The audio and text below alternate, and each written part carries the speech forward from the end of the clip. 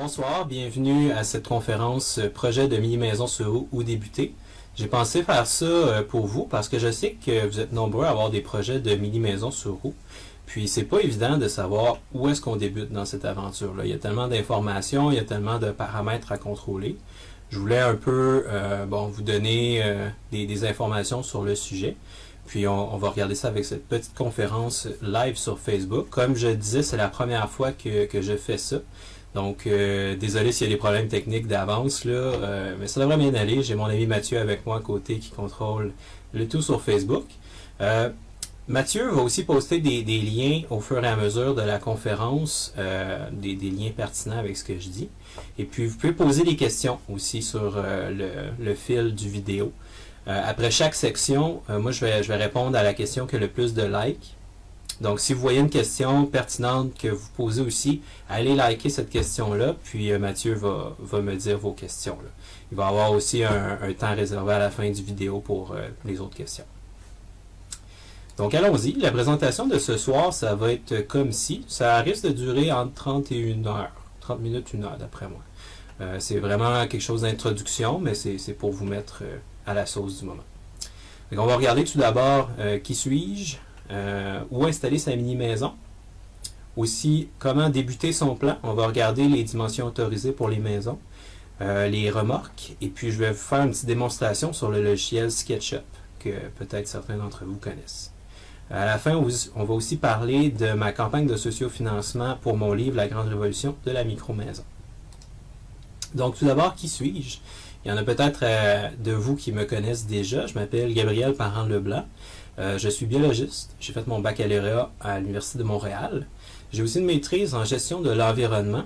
En fait, c'est ça qui m'a poussé dans cette aventure-là de mini-maison parce que j'avais fait à l'époque mon mémoire de maîtrise sur l'impact environnemental des solutions de chauffage et d'isolation applicables aux bâtiments résidentiels au Québec. C'est là que j'ai pu voir qu'on avait vraiment besoin d'une alternative au Québec. En fait, des tiny houses, ça n'existait pas vraiment en 2014. C'était au tout début du mouvement. Puis, je voyais qu'il y avait quelque chose à faire là-dedans. Donc, c'est pour ça qu'en 2014, j'ai fondé Habitation Microévolution, qui était la première compagnie de construction de mini-maisons mobiles au Québec. Certains d'entre vous l'ont sûrement déjà vu. En fait, le vidéo, il se fait de ma mini-maison en ce moment. Vous voyez la porte d'entrée derrière moi. Ça, c'est de l'extérieur. Vous avez mes panneaux solaires sur le toit. Ici, c'est mon chauffeur solaire qui chauffe merveilleusement quand il fait soleil. Même chose d'ici. C'est ça. Dans le fond, on a transformé l'espace ici. C'est plus comme ça. Maintenant, c'est une belle banquette avec mon bureau ici. C'est de là que je vous parle en ce moment. D'autres exemples. En fait, avec Habitation Microévolution, ma spécialité, c'est vraiment d'assister les gens à autoconstruire leur mini-maison sur roue. Et puis, ça, c'est la mini-maison de William, Isabelle et leur chien Tom, qui est super cute.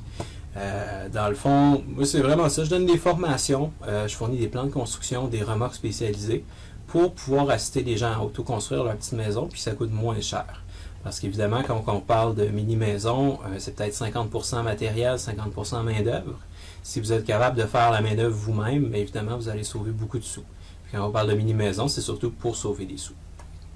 Donc, en primeur, je peux déjà vous annoncer, cette semaine, je vais publier une vidéo sur YouTube de visite de leur maison. Je suis là en fin de semaine, donc ça va être le fun. Surveillez ma page peut-être jeudi d'après moi. Ça devrait être prêt. Ici, la mini-maison de Stéphane, vous l'avez sûrement vue aussi, elle est tellement belle. Et puis, j'ai pris cette image-là ici pour faire la couverture de mon livre. Il y a une vidéo sur YouTube que vous pouvez visiter aussi. Mathieu devrait poster le lien en ce moment. Peut-être après la vidéo, et allez le voir. Pour vrai, c'est une superbe visite, ça prend 17 minutes. Stéphane nous livre tous les secrets de sa mini-maison. Il y a aussi la mini-maison de Simon, vraiment belle aussi. Elle a des panneaux solaires, une thermopompe. Ce qui est bien, Simon a pris une remorque en aluminium pour se construire, donc sa construction est super légère. Donc voilà, on est déjà rendu à où installer sa micro-maison. Ici, c'est une image de la mini-maison à Stéphane de l'intérieur avec la belle rivière. Superbe. Cette question-là, honnêtement, si j'avais $1 à chaque fois qu'on me l'avait posée depuis 2014, j'aurais un bon bas de laine. C'est quelque chose qui intéresse tellement les gens, les micro-maisons, puis la problématique actuelle, c'est qu'il y a peu d'endroits où les mettre, du moins légalement. C'est vraiment ça la problématique, c'est qu'il n'y a pas de réglementation par rapport aux micro-maisons. C'est tellement nouveau que les villes n'ont pas eu le temps encore de s'adapter à la donne. Puis en fait, les villes en ce moment, ils ont vraiment soit juste des règlements pour les mini-maisons, pas pour les mini-maisons, je m'excuse, je te parle, ils ont vraiment des réglementations seulement pour roulotte ou pour une maison normale. Il n'y a rien entre les deux. La mini-maison est vraiment entre les deux, on va se l'avouer. Sauf que la chose qu'il faut prendre en considération, c'est qu'une mini-maison mobile, malgré le fait qu'elle soit construite isolée vraiment comme une maison conventionnelle, les dimensions, ça s'apparente vraiment à une roulotte. Donc, en attendant que les villes prennent des vrais règlements pour les mini-maisons, il faut vraiment se fier aux réglementations de roulotte. C'est ce qui est le plus facile parce qu'il faut s'accrocher sur un règlement qui existe en ce moment. On ne peut pas être dans le vide puis flotter.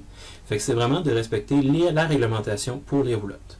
Habituellement, les municipalités permettent le stationnement et ou l'utilisation d'une roulotte sur un terrain s'il y a déjà une maison conventionnelle à côté. Évidemment, il faut vérifier avec votre municipalité c'est quoi la réglementation du moment, mais il y a des villes qui acceptent les roulottes sans restriction. Il y a d'autres villes qui vont accepter les roulottes avec restriction, à savoir vous avez le droit de la stationner 2 semaines sur 3, vous avez le droit de l'utiliser 30 jours et pas plus dans une année, des choses comme ça. Puis il y a certaines villes qui les veulent pas du tout. Fait que c'est vraiment de regarder votre ville, la réglementation de roulotte, c'est quoi en ce moment. Cette situation-là, ça fait que la solution la plus facile en ce moment, c'est de trouver un terrain qui a déjà un bâtiment résidentiel sur lequel il y a vraiment une petite cour tranquille où vous allez déranger personne dans votre mini-maison sur roue. Ce que ça fait en fait, c'est si vous trouvez un membre de votre famille qui est prêt à vous accueillir, ça fait vraiment un beau côté intergénération. Donc, ça peut être bien pour rapprocher les familles. Et puis, souvent, en fait, ça intéresse vraiment deux tranches de personnes, les mini-maisons. Les jeunes et puis les retraités. Ben, si vous avez un parent qui est retraité et puis qui veut aller habiter dans la cour chez vous, ça fait vraiment un beau rapprochement. Tu sais, les grands-parents peuvent s'occuper des petits-enfants. Moi, je trouve que ça fait bien du sens pour bien des situations. Il y a aussi un autre fait qui est le fun, c'est que vous partagez les dépenses avec la maison. L'électricité, l'Internet, la télévision, tout ça, vous pouvez la partager avec l'autre bâtiment. Donc, ça crée vraiment un bel environnement. C'est dommage qu'on ne puisse pas encore mettre une mini-maison sur un terrain vierge, mais entre-temps qu'il y ait vraiment des vrais règlements, c'est ça qui est le plus facile. Mais bien évidemment, vérifiez avec votre municipalité c'est quoi la réglementation de roulotte qui est à jeu dans cette municipalité-là. Donc là, on vient de finir la première section. Je ne sais pas, Mathieu, si on a des questions. Non? Pas de questions? Pas pour l'instant. OK. Donc, on va débuter la section débuter son plan. Évidemment, une fois que vous allez avoir une idée de où placer votre mini-maison, ça va être de regarder qu'est-ce que vous voulez comme aménagement dans votre mini-maison.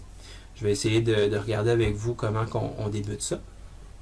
Dans le fond, ce qui est spécial avec une mini-maison, c'est que vous n'êtes pas assujetti au code du bâtiment. Pourquoi? Parce que vous êtes sur des roues. Ça ne les touche pas. Ce qui vous réglemente, en fait, c'est le code de la route. De façon longue, ça s'appelle le règlement sur les normes de charge et de dimension applicables aux véhicules routiers et aux ensembles de véhicules routiers. Mathieu va poster le lien du règlement en ce moment sur la page du vidéo. Mais en résumé, ça, c'est les dimensions que vous avez le droit de faire pour votre mini-maison. De hauteur, on parle de 4,15 mètres, c'est 13 pieds 6. De longueur, vous pouvez voir que vous n'êtes pas vraiment limité. Là, on parle de 75 pieds, 23 mètres. Si vous faites une mini-maison de 75 pieds de long, je pense pas que ça va arriver. En fait, là, c'est beaucoup trop long. Ça va être l'enfer à déplacer. Cette longueur-là, en fait, c'est ajusté par rapport au transport routier. Vous savez, les espèces de gros wagons, c'est des 53 pieds. Donc, on a le camion plus le wagon 53 pieds, ça fait à peu près 75 pieds. Puis pour la largeur, c'est 2,6 mètres. On parle de 8 pieds 6. Fait que c'est vraiment au niveau de la largeur et puis de la hauteur que vous êtes limité. Moi, je vous dirais, la largeur, vous pouvez jouer avec ça. La hauteur, pas vraiment. Faites votre mini-maison, prévoyez là, à peu près 13 pieds 4, 13 pieds 2 dans ces alentours-là. Parce qu'évidemment, ça peut devenir dangereux avec les ponceaux pour accrocher quelque chose. Et puis aussi les fils électriques et les fils d'Internet et de téléphone et tout ça. Surtout l'été, ça devient problématique. Parce que en fait, les fils, ils pendouillent avec la chaleur. Puis là, on se rapproche beaucoup du 13,6. Je suis pas mal sûr que ça ne vous tente pas d'accrocher des fils avec votre mini-maison quand vous vous promenez avec. Quand je parlais de la largeur qu'on peut jouer avec, c'est parce qu'on peut obtenir un permis spécial pour déplacer plus large. En fait, plus large, plus haut, plus long. Mais comme je vous dis, la hauteur, jouez pas avec ça. Restez vraiment à 13,6 et en bas. C'est vraiment la largeur. Dans le fond, sans permis spécial, vous pouvez vous déplacer avec votre mini-maison de 8 pieds 6. Vous pouvez aller jusqu'à 14 pieds 1 avec un permis général. Ce permis général-là, Mathieu a posté un lien vers ça. En fait, ça coûte 300$ pour une année. Puis c'est juste une petite feuille qu'on va porter à la sac. C'est vraiment pas compliqué. Puis ça nous permet là, de déplacer plus large. C'est sûr que quand on parle d'une mini-maison de 8 pieds 6 ou de 14 pieds, une coupe de pieds, c'est le fun, pour vrai. Sauf que ce permis-là amène aussi d'autres restrictions. En fait, dès que vous êtes plus large que 8 pieds 6, ça vous prend 2 gyrophares, les petites lumières ici, pour déplacer votre mini-maison. Si vous êtes plus large que 9 pieds 11, ça vous prend 2 gyrophares puis un panneau D. Un panneau D, c'est ce truc-là ici, c'est une espèce de banderole que vous mettez sur la maison. C'est pas vraiment compliqué. C'est plus ici que ça blesse, là. Au-dessus de 12 pieds 3, il vous faut une escorte pour vous déplacer. Je suis pas mal sûr qu'il y a personne, ça tente d'engager une escorte là, pour déplacer sa mini-maison. Fait que ça nous laisse vraiment deux options viables. Vous voyez, 12 pieds 3, on va dire 12 pieds. On peut faire une mini-maison à 12 pieds de large, ce qui est quand même bien, avec un permis spécial, puis pouvoir la déplacer quand vous voulez. Tandis que si vous restez à 8 pieds 6, ben là, vous n'avez pas besoin de permis, puis vous embarquez sur la route quand vous voulez. C'est sûr que 2 pieds de plus large chaque bord de la maison, c'est vraiment le fun, mais ça vous amène quand même des restrictions. Fait avec ces dimensions-là en tête, ben vous allez pouvoir planifier votre plan de mini-maison.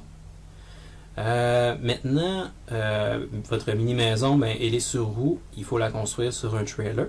Il y a sûrement certains d'entre vous qui ont déjà vu mes remorques spécialisées de mini-maison. En fait, j'ai travaillé vraiment fort pour que ça soit vraiment la meilleure base pour une maison possible. En fait, on ne fait pas d'acier peint du tout, parce que l'acier peint avec le sel, l'humidité au Québec, ça rouille dès la première année. Quand on met plusieurs milliers de dollars d'investissement sur une construction, puis que la base elle est rouillée après quelques années, c'est pas winner. Fait que c'est pour ça qu'on fait que de l'acier galvanisé ou de l'aluminium. L'acier galvanisé, c'est de l'acier avec une fine couche de zinc par-dessus. Puis ce zinc-là, c'est ce qui protège la maison. En fait, l'acier galvanisé, ce fini-là est bon pour entre 30 et 100 ans, dépendamment de l'utilisation. Mais comme il y a presque toute la remorque qui est couverte par la maison, je dirais plus 100 ans. Fait que c'est quelque chose que vous allez pouvoir léguer à vos enfants, sûrement un jour. Ce qui est le fun avec les remorques, c'est que les essieux sont rabaissés de 4 pouces. C'est des essieux drop, comme on appelle. Donc ce 4 pouces-là, tandis que votre maison est plus basse, ben, ça vous donne un espace de plus pour votre toit. Il y a aussi les plaques d'acier pour tenir la charpente, qui est vraiment bien. Ça, vous pouvez venir mettre votre structure dans ces écrous-là sur les côtés, puis ça tient vraiment la structure avec la remorque. Donc c'est hyper solide. Vous avez aussi des criques à chaque coin pour la stabilité de la maison, évidemment. Une chose que vous allez voir quand vous faites votre plan, en fait, c'est que souvent, on n'y pense pas, là, mais les roues, ils prennent de la place à l'intérieur. Fait qu'il faut vraiment savoir sont où les essieux pour pouvoir bien planifier son plan. Dans le fond, ces espaces-là, on peut les utiliser, comme par exemple, si vous planifiez mettre votre cuisine dans ce coin-là, bien, vous allez pouvoir couper vos vanités de cuisine pour l'emboîter sur les essieux de roue. Mais si vous prévoyez faire un espace complètement ouvert ici, ben là, ça ici, c'est de l'espace que vous allez perdre. On n'a pas le choix, il faut de l'espace pour les roues. Donc, là, je vous ai mis dans la présentation exactement c'est quoi les dimensions. pour les remorques de 30 pieds à 12 pieds. Ces dimensions-là sont en mètres. Et puis, vous n'êtes pas obligé de noter super rapidement, là. La présentation, je vais la mettre disponible gratuitement cette semaine sur mon site web.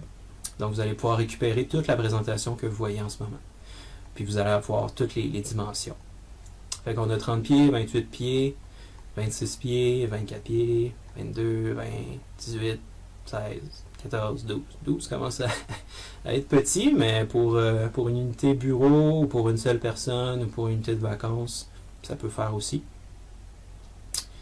Une autre dimension intéressante à savoir pour votre plan, puis qu'on me demande souvent, c'est l'espace qu'il y a entre le sol et puis la remorque. On parle de 15 pouces.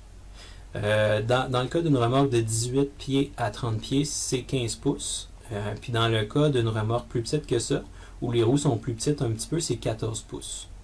La structure de la remorque ici, c'est 5 pouces. Donc, si vous voulez calculer, tantôt on parlait de 13 pieds 6 pour la hauteur totale du bâtiment, disons 13 pieds 2 pour être sûr, ben là, vous allez pouvoir planifier ça va être quoi votre hauteur de bâtiment avec ces informations-là. Fait que la structure ici, c'est 5 pouces. Dans le cas d'une remorque d'aluminium, c'est 6 pouces, par exemple. Juste pour que vous le sachiez. Fait que là, je vais vous présenter un petit modèle dans SketchUp. En fait, c'est SketchUp. Excusez, je vais prendre une petite gorgée d'eau. SketchUp, c'est un logiciel de Google. Et puis, peut-être avant la présentation, est-ce qu'il y a des questions, Mathieu? Oui, par rapport à la remorque, est-ce que c'est une galvanisation à chaud?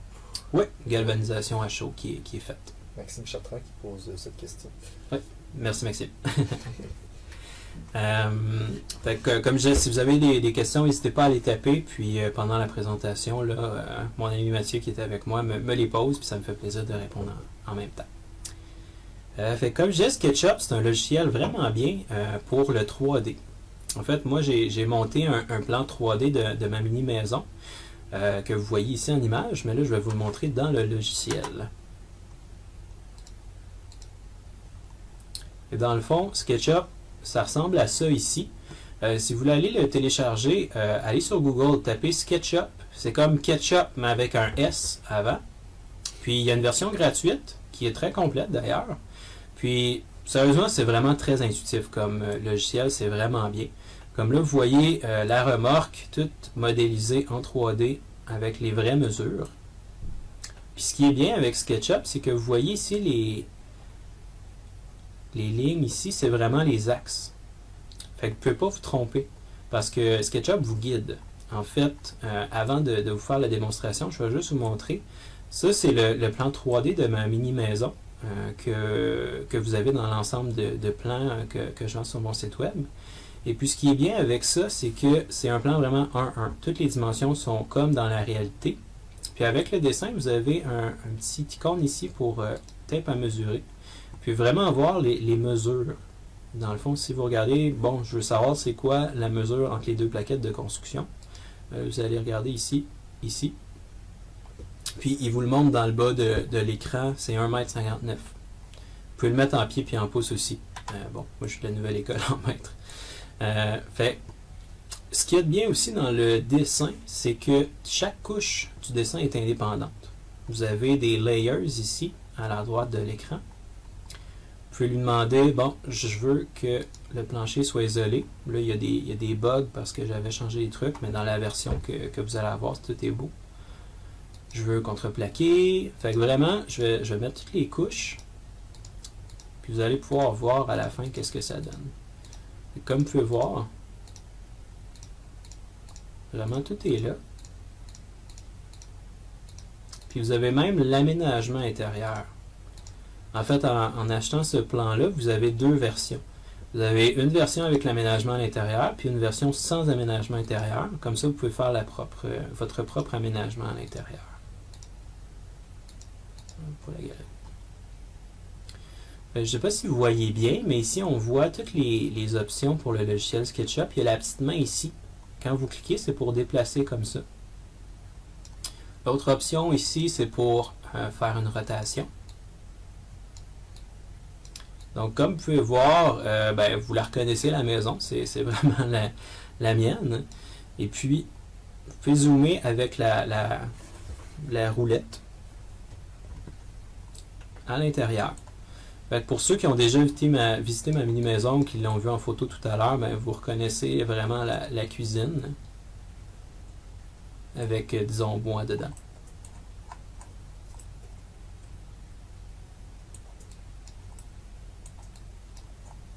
C'est vraiment très facile. Puis, en fait, là, je vais vous montrer un peu comment ça marche. Vous avez toutes les options ici.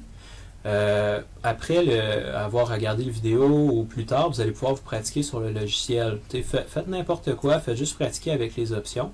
L'option crayon ici, c'est pour dessiner des lignes. Comme là, par exemple, si je veux venir ici, puis agrandir, mettons, la fêtière du toit, SketchUp vous montre vraiment c'est quoi les points. Il vous guide. Donc, je vais prendre le coin ici. Puis, comme je vous disais, il vous guide avec les axes. Fait que vous avez votre axe vert ici, l'axe rouge ici, puis la bleue pour monter verticale ici. Fait que vous ne pouvez pas vraiment vous tromper parce que SketchUp vous guide. Donc là, mettons que je veux que la fêtière de toit soit 2 mètres plus longue. Ben là, je viens avec le crayon, puis je viens marquer 2. Vous voyez dans le bas de l'écran, à gauche, c'est là, le length. Enter, puis ça vient faire une ligne. Maintenant, je vais faire la même chose à partir du coin ici. Puis, dès que vous avez fait un solide, en fait, SketchUp regarde ça tout de suite, puis il va vous faire, on va le voir, ça vous fait un solide. Puis ce solide-là, comme là, vous voyez, il y a toutes les textures un peu dans le dessin. Il y a des textures, si vous prenez le bucket de peinture ici, vous avez toutes sortes de textures que vous pouvez mettre. Il y a plein de choses. Vous pouvez même faire vos propres textures. Moi, c'est ça que j'ai fait dans mon dessin pour que ça soit vraiment pareil comme ma maison. Alors, on va prendre ceux qui sont dans SketchUp. Fait que disons qu'on prend celui-là ici. On vient mettre la couleur comme ça. Fait que c'est aussi simple que ça. Puis là, on va venir reprendre le crayon. On va aller à l'autre coin. On va dire 2 mètres encore. On va venir ici. Puis voilà, il détecte automatiquement quand un solide est fait. Donc là, on va prendre une autre couleur ici. Un autre outil assez intéressant, c'est l'extrudation, ce qui est ça ici, push, pull. Vous pouvez prendre votre solide qui a été fait ici, puis l'amener comme ça, ou comme ça. Ça, c'est vraiment bien pour faire les solides en peu de temps. À part de ça, ce qui est vraiment le fun aussi dans SketchUp, c'est qu'il y a plein de modèles déjà faits et disponibles gratuitement pour vous. Si vous allez dans le 3D Warehouse, ici, il va loader. C'est sûr qu'Internet est là vu qu'on stream en ce moment. Mais c'est ça, il y a tout plein de choses déjà faites pour vous. Donc, si vous avez besoin d'un élément pour votre maison, je ne sais pas moi, une toilette, mais vous allez taper toilette, rechercher. Puis vous voyez, il y a toutes sortes de choses déjà à votre portée. Donc, on vient cliquer ici, download, oui. Et puis voilà, votre toilette est là. Maintenant, vous pouvez la déplacer où vous voulez. Vous allez la prendre ici. Ça, c'est l'option pour déplacer ici les objets. Fait que vous allez pouvoir prendre n'importe quel point sur l'objet et puis le déplacer où vous voulez. Comme là, par exemple, on va avoir une toilette sur le toit de la mini-maison. Ça fait pas de sens, là, mais c'est vraiment pour l'exemple. Le dernier truc que je vais vous montrer, c'est Scale. C'est pour agrandir ou rapetisser un objet. Comme là, par exemple, la toilette, elle a l'air d'avoir les bonnes dimensions. Mais si on veut une toilette, je sais pas moi, de 2 mètres de haut, on va venir prendre le crayon. On va prendre la base. On va taper 2 mètres. Bon, ça va faire une méchante grosse toilette. Puis on va venir prendre Scale. On va prendre l'objet. Puis on va le monter comme ça jusqu'au point ici. Il ne veut pas. En fait, comme ça à peu près. Normalement, on devrait être en mesure de sélectionner... Ouais, comme ça. Fait que là, on a une toilette géante sur le toit de la mini-maison de 2 mètres. Fait que ça, c'est le fun parce que souvent, les objets sont pas dans le bon ordre d'unité. Dans le fond, ça vous permet de prendre ce que vous voulez dans la vraie vie puis de vraiment les modifier dans la bonne échelle. C'est ce que j'ai fait, par exemple, avec les panneaux solaires ici. Je les ai pris un modèle gratuit puis je les ai mis dans les vraies mesures de la vraie vie. Donc, comme vous pouvez voir, SketchUp, c'est vraiment bien pour vrai. Si vous voulez débuter là, vos recherches de mini-maison, amusez-vous dans SketchUp. Prenez quelques heures, puis essayez de l'apprivoiser. C'est sûr que, bon, monter un dessin comme ça, moi, ça m'a pris beaucoup d'heures, puis beaucoup de pratique surtout. Mais avec un peu de pratique, là, vous allez pouvoir y arriver.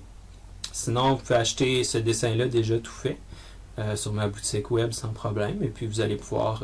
vous amuser comme je viens de le faire. Peut-être pas exactement comme ça, parce que ça fait pas de sens. Mais bon, c'est ça. Fait que voilà la petite démonstration. J'espère que ça vous a aidé. On est rendu déjà dans la dernière partie. Il est quelle heure, là, Mathieu? Il est présentement 7h30. OK, puis que ça fait déjà une demi-heure. Oui, exact. Est-ce qu'il y a des questions? Oui, j'ai 2 questions. J'ai Mélanie Lavallée qui demande s'il y a un maximum au niveau de la fenestration d'une mini-maison. En fait, il n'y a pas vraiment de maximum. C'est plus par rapport à l'efficacité énergétique, je dirais. Parce qu'évidemment, les fenêtres, si vous les placez vers le sud, à l'est ou à l'ouest de la maison, ben, quand il fait soleil, ça va vous donner beaucoup d'énergie gratuite. C'est juste le soir. Si vous ne mettez pas de rideau ou rien, ben, vous allez perdre toute cette belle chaleur-là le soir. Parce que le coefficient thermique est vraiment faible pour une fenêtre. Fait que c'est plus, oui, vous pouvez mettre comme tout plein de fenêtres partout, tu sais, comme on voit la mini-maison à Stéphane ici avec les grosses fenêtres, avec la vue sur la rivière, ben vous allez perdre beaucoup de chaleur. Fait que c'est de regarder vraiment un point entre les deux. À savoir, tu sais, pas beaucoup de fenêtres, je perds pas de chaleur, puis des grosses fenêtres, je perds de la chaleur. C'est de mettre un point entre les deux. Mais il n'y a pas de maximum là, que vous pouvez mettre. Vous pourriez mettre un beau mur tout vitré. C'est sûr que c'est agréable, mais c'est pour l'efficacité énergétique. Mais merci pour la question. Dans le même ordre d'idée, pour les fenêtres, Patrick Pelletier qui demande concernant le verre des fenêtres, est-ce qu'il doit être trempé comme ceux des automobiles, finalement? En fait, on m'a jamais répondu à la SAC si on était obligé de le faire ou pas, mais moi je le fais. Honnêtement, parce que un verre trempé sur la route, si vous avez une grosse roche qui revole dedans, ça va faire une petite craque comme un pare-brise. Tandis que si c'est une fenêtre normale, ben, elle va exploser. Ce qui est dangereux et vraiment pas agréable. En fait, moi, je recommande à tout le monde de prendre du verre trempé pour sa mini-maison. Ça va coûter plus cher. On parle de peut-être 30% plus cher pour cette fenêtre-là. Mais pour le côté sécurité, moi, je vous recommande fortement de prendre du verre trempé. Parce que c'est pas seulement monétaire ou quelque chose, c'est vraiment côté sécurité. Merci. Fait que pour l'instant, c'est ça. Oui, mais j'ai pas d'autres questions pour l'instant. OK. Ben, j'espère que j'ai bien répondu à vos questions. Sinon, faites juste le dire, puis je vais continuer là-dessus à la fin de la présentation. La fin de la présentation, c'est simplement pour vous présenter mon projet de livre. Il y a peut-être certains d'entre vous qui l'ont déjà vu. J'ai lancé ça il y a déjà 3 semaines de ça. C'est une campagne Kickstarter, c'est une campagne de sociofinancement. C'est pour l'écriture de ce livre-là, La Grande Révolution de la micro-maison.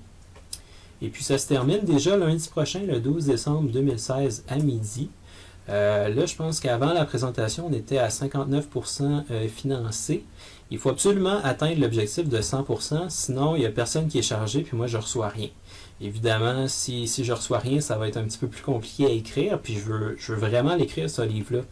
Parce que ça va être une espèce de livre d'introduction aux micro-maisons. Je veux vraiment que ça devienne une référence en la matière pour tout le monde du milieu municipal, institutionnel, pour que tout le monde parle le même langage un petit peu, pour vraiment faire avancer les choses. Puis en fait, les campagnes de sociofinancement, c'est vous donnez un don, puis en échange, ben, vous avez des récompenses. Pour le livre, à partir de 15$, vous avez le e-book. Ce qui est le fun avec le e-book, c'est qu'à chaque fois que je finis un chapitre, je vais commencer à écrire le livre sûrement en janvier, ben, vous recevez ce chapitre-là. Fait que vous n'avez pas à attendre jusqu'à la fin, mettons l'été 2016, quand je vais finir le livre. À chaque fois que je fais un chapitre, vous le recevez dans votre boîte courriel, puis vous pouvez le lire tout de suite. Je pense 30$, vous avez un livre papier. Je vais faire imprimer des livres, évidemment, si l'objectif est rempli. Et puis, vous avez d'autres récompenses, comme vous pouvez venir à mon atelier Tiny House, que je vais détailler après.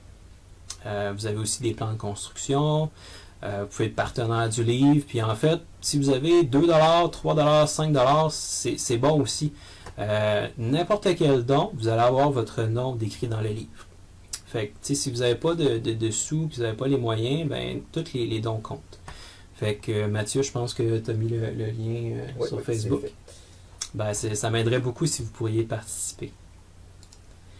C'est que, comme je disais, là, il y a vraiment deux versions. Il va y avoir une version papier et une version digitale.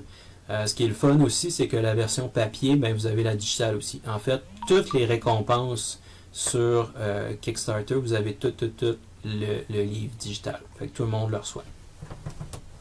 C'est ça. Pour le livre, les sujets, là, ça va être qu'est-ce qu'une micro-maison. On va regarder aussi c'est quoi le mouvement des tiny house au Québec et ailleurs dans le monde. On va regarder aussi des astuces pour vivre plus simplement avec moins de choses. Le gros chapitre, ça va être la planification de votre mini-maison. On va parler de beaucoup de choses. Puis ce que moi, personnellement, je trouve le plus intéressant, c'est à la fin, ça va être des études de cas. Dans le fond, je vais aller visiter des propriétaires de mini-maisons.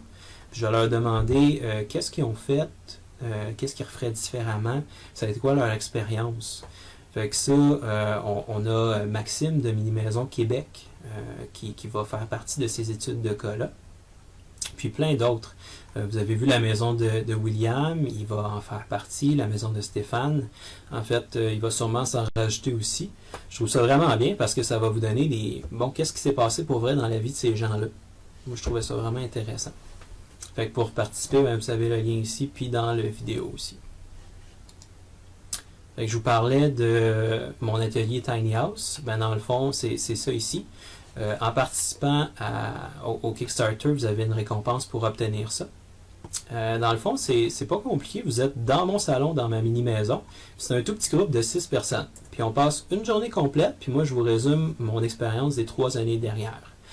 En mini-maison. C'est vraiment, je mets toutes mes connaissances, puis je vous montre ça toute la journée. Puis c'est des présentations PowerPoint aussi, dans le même contexte que celle-ci. Puis vous avez ces présentations-là dès votre réservation. Fait que si vous êtes pressé dans votre planification de mini-maison, puis vous avez des questions, ben vous les avez déjà. Fait que c'est sûr que vous allez avoir moins de punch pendant la journée, mais vous les avez. Ce qui est le fun aussi, c'est qu'il y a un dîner végétarien inclus. Puis si vous êtes vegan, en fait, on peut le faire aussi, là. On peut faire des dîners végétaliens. Fait que ça conclut la présentation de ce soir. J'espère que vous m'avez bien entendu. J'espère que l'image était bonne. C'est le temps aussi de répondre aux autres questions. Pas d'autres? J'en ai pas pour l'instant. OK. Ben, si vous avez d'autres questions, n'hésitez pas à m'écrire sur la page Facebook, sur mon courriel. La présentation va être disponible dans les prochaines journées. Puis, c'est ça. Vous avez les références ici de ce que je parlais. Puis, je vous ai aussi mis des propositions de vidéos à regarder pour continuer votre réflexion. Qu'est-ce qu'il y a dans la question, non? Non. C'est bon. OK. Ben, merci beaucoup d'avoir assisté à la conférence de ce soir. C'était la première fois que je faisais ça. J'espère que vous avez apprécié. Puis, comme je disais, si vous avez des questions, n'hésitez pas à me le demander.